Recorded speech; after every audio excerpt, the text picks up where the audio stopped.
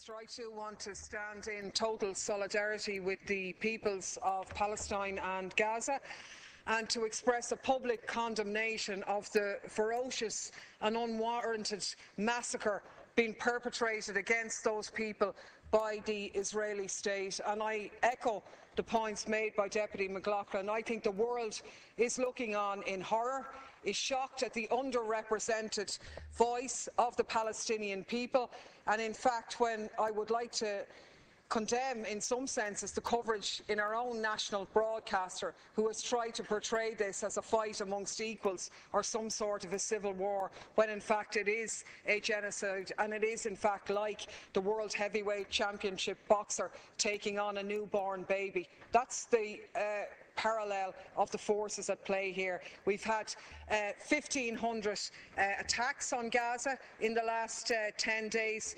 1,500 tonnes of explosives, and the majority of casualties being amongst civilians. But we have to step back from that.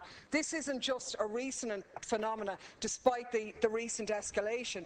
The reality is that the Israeli offensive has been ongoing for some considerable time, with the detention of Palestinians at an unacceptable level and an intrusion in their daily lives. And we had the privilege a week or two ago of meeting in here a member of the Israeli Defence Forces, a member of Breaking the Silence, who saw from his own experiences inside the Israeli army about the propaganda that's taught to Israeli people about the role of the army, when he was quite clear, as indeed that exhibition was, that they are an army of occupation, that it's nothing to do with defence, it's an assault on people's living standards. So I want to know, why have we been so silent? I want an absolute condemnation from the Irish government of what's going on, a demand for the massacre to be ceased, for the bombardment to be ceased. I want a condemnation of Obama, Hollande and Cameron, who have stood shoulder to shoulder with the Israeli state. Small wonder when they pump in billions,